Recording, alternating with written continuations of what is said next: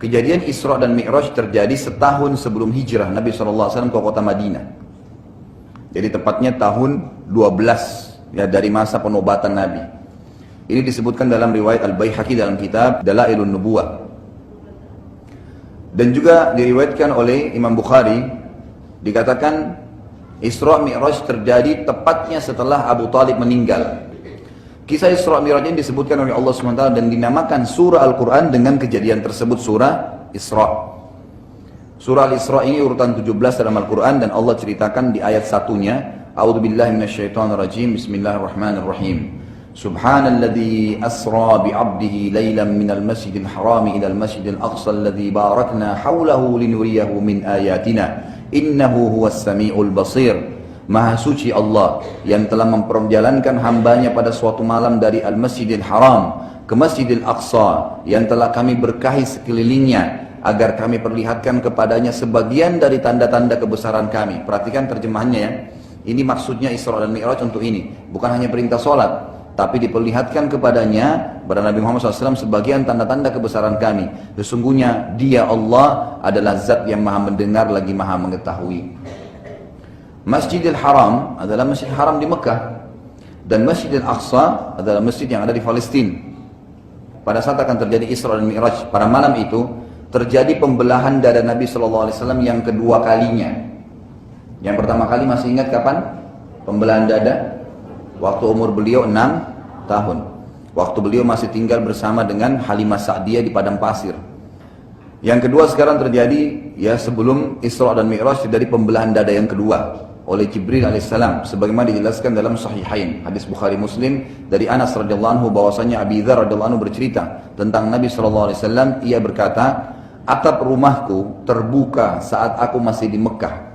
Maksudnya ini malam Isra itu. Nabi SAW ceritain, jadi atap rumahku tiba-tiba terbuka pada malam itu. Lalu Jibril turun dan membelah dadaku, lalu mencucinya dengan air Zam-Zam. Kemudian Jibril alaihissalam mendatangkan sebuah piring dari emas yang penuh dengan hikmah dan iman dan menuangkannya pada dadaku lalu menutupnya kembali.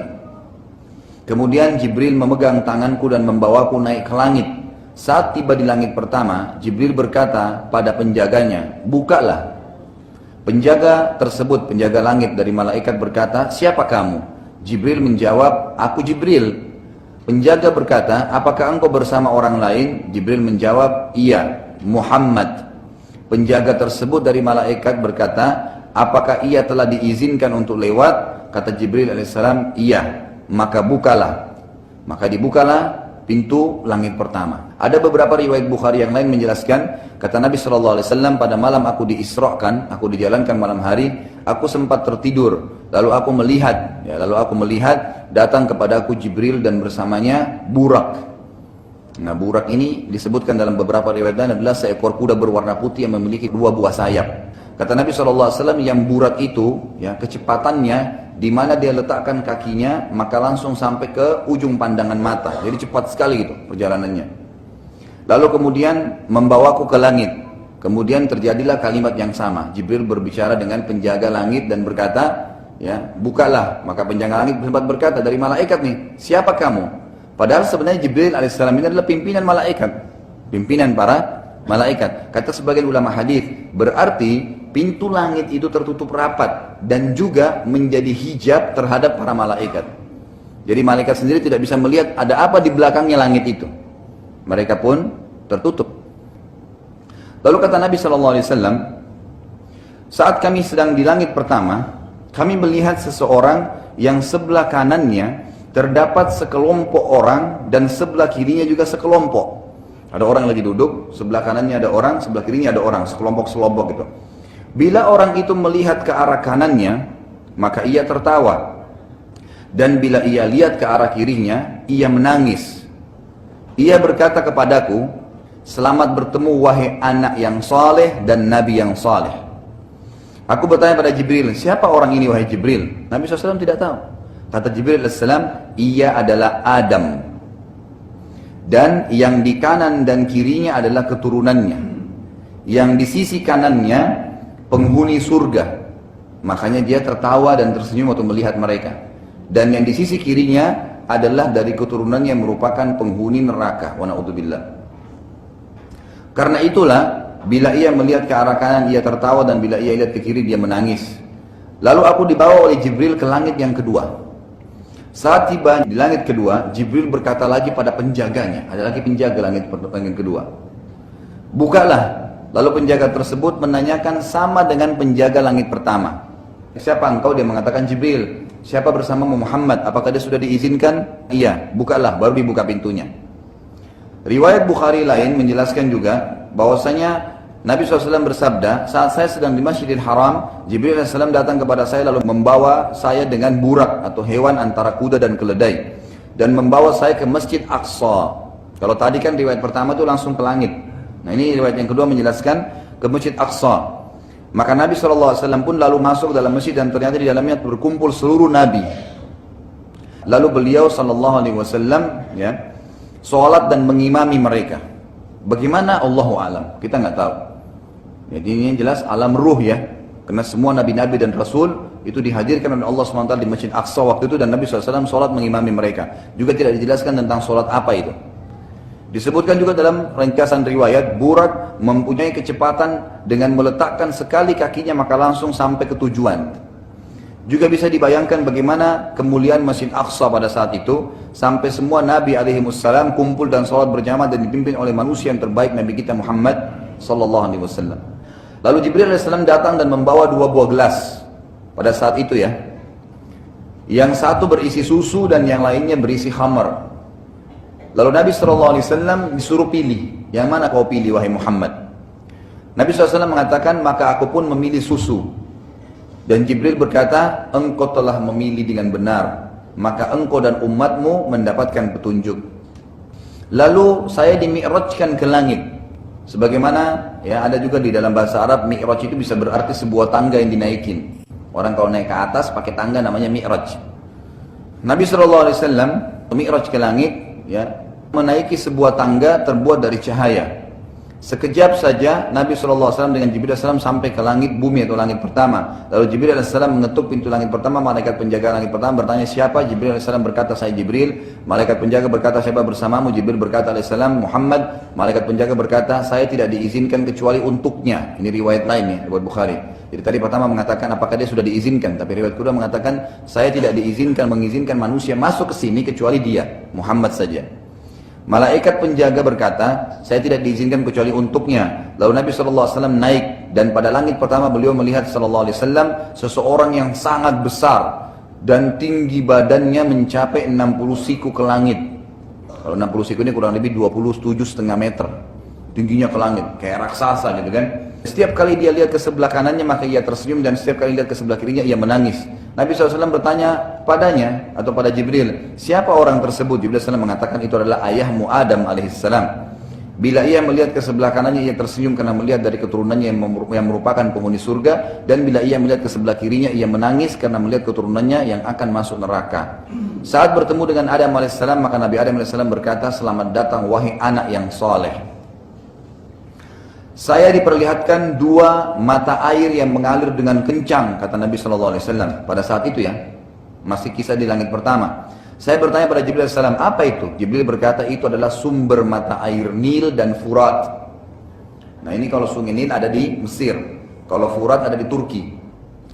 Lalu kata Nabi SAW, saya juga diperlihatkan orang-orang yang berenang di lautan darah, dan di pinggiran lautan itu seseorang yang menunggu. Siapapun yang sampai di pinggiran langsung dihantam pada mulut mereka dengan batu hingga mulutnya hancur dan terpaksa jatuh ke lautan tersebut lagi. Saya lalu bertanya pada Jibril, siapa mereka itu? Kenapa begitu luar biasa siksaannya? Jibril menjawab, mereka itu para pemakan harta anak yatim. Yang ketiga kata Nabi SAW, aku diperlihatkan orang-orang yang perutnya penuh dan membesar, dan tiba-tiba saja segerombolan orang diseret dengan keras dan menginjaki perut-perut mereka. Lalu saya bertanya pada Jibril, siapa mereka wahai Jibril? Jibril AS mengatakan, yang diinjaki perutnya tadi membengkak itu adalah orang-orang yang memakan riba, dan yang menginjaki mereka adalah keluarganya Fir'aun yang setiap pagi dan sore dibawa ke neraka. Yang keempat, saya diperlihatkan orang-orang yang ditawarkan di hadapannya makanan yang baik dan juga makanan yang busuk. Tetapi anehnya, orang-orang ini malah memilih makanan yang busuk. Lalu saya bertanya pada Jibril AS, siapa mereka? Jibril menjawab, mereka para pezina. Ini kenapa? Karena mereka pada saat di dunia disodorkan cara hubungan biologis yang halal, mereka pilih yang haram. Maka mereka tidak memilih makanan yang baik. Lalu kata Nabi SAW selanjutnya, lalu saya naik ke langit kedua, dan di sana saya melihat dan menemukan dua nabi yang berhubungan kerabat secara langsung. Mereka adalah Isa dan Yahya alaihimassalam. Isa berkulit putih dan rambutnya berminyak, seakan-akan baru saja mandi, dan Isa alaihissalam tidak tinggi juga tidak pendek. Keduanya berkata kepadaku, selamat datang wahai saudaraku yang soleh. Lalu aku dinaikkan ke langit yang ketiga, dan aku menemukan di sana Yusuf alaihissalam. Dan Nabi SAW mengatakan, aku benar-benar kagum melihatnya dan benar ia telah dikaruniakan setengah kegagahan dunia. Kemudian langit yang keempat, aku bertemu dengan Idris alaihissalam.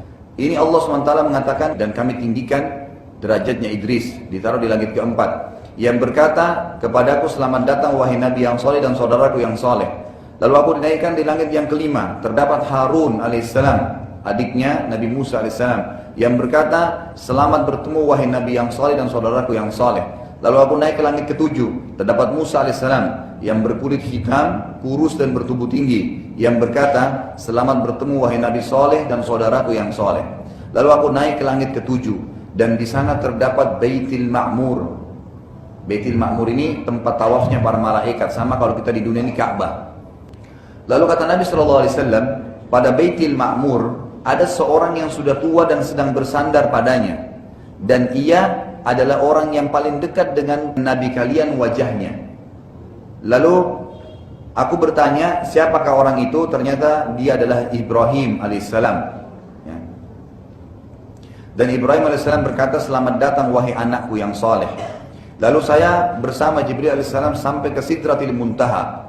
Yang Sidratil Muntaha itu tidak bisa lagi digambarkan indahnya, karena penuh dengan daun-daun sebesar kuping gajah dan dipenuhi dengan perhiasan. Pada saat itu Jibril alaihissalam berubah menjadi poster aslinya malaikat. Jadi tadi waktu datang masih seperti manusia. Sampai ke langit ketujuh, barulah Jibril alaihissalam kembali sebagai poster malaikat. Ini Allah ceritakan dalam surah An-Najm, urutan 53 ayat 13 sampai 18. Dan sesungguhnya Muhammad telah melihat Jibril itu dalam rupa yang aslinya pada waktu yang lain. Ayat 13, ayat 14-nya yaitu di Sidratil Muntaha. Apa itu Sidratil Muntaha? Adalah tempat tertinggi di atas langit ketujuh. Ya. Ayat ke-15, di dekatnya Sidratil Muntaha itu ada surga tempat tinggal. Kemudian ayat ke-16, Muhammad telah melihat Jibril ketika Sidratul Muntaha diliputi oleh sesuatu yang meliputinya. Artinya kelihatan keindahannya. Kata Nabi SAW, saya tidak bisa menggambarkan indahnya karena luar biasanya. Lalu ayat 17, penglihatannya Muhammad tidak berpaling dari yang dilihatnya itu dan tidak pula melampauinya. Artinya terkagum-kagum melihat keadaan Sidratul Muntaha dan juga melihat Jibril dengan poster aslinya sebagai malaikat. Kemudian di ayat 18 dikatakan, sesungguhnya dia, Muhammad telah melihat sebagian tanda-tanda kekuasaan Tuhannya yang paling besar. Maksudnya melihat 7 lapis langit, penghulunya dari malaikat, ruh para nabi-nabi gitu kan, Baitul Ma'mur di sana, Sidratil Muntaha dan seterusnya. Saat itu Jibril AS tidak melanjutkan perjalanan dengan Nabi SAW, dan Jibril AS berkata, saya hanya diperintahkan sampai di sini. Nabi SAW berkata, tiba-tiba cahaya Allah Subhanahu Wa Taala menerangi seluruh Sidratil Muntaha hingga menjadi sangat indah dan tidak dapat digambarkan lagi keindahannya. Dan Nabi SAW diajak berbicara oleh Allah Subhanahu Wa Taala tanpa perantara, dan pada saat itu Allah Subhanahu Wa Taala menyampaikan tentang perintah mengerjakan sholat. Kemudian awalnya diperintahkan 50 waktu sholat dan akhirnya dimudahkan sampai menjadi 5 waktu sholat. Tapi 5 waktu sholat pahalanya sama dengan 50 waktu sholat. Kisahnya adalah saat Nabi SAW kembali ya, ke langit tertentu yang bertemu dengan Musa AS. Musa AS berkata, apa yang telah dicatatkan Allah untuk umatmu? Kata Nabi SAW, 50 waktu sholat. Kata Musa AS, kembalilah, mintalah kepada Allah agar diringankan karena umatmu yang sangat lemah.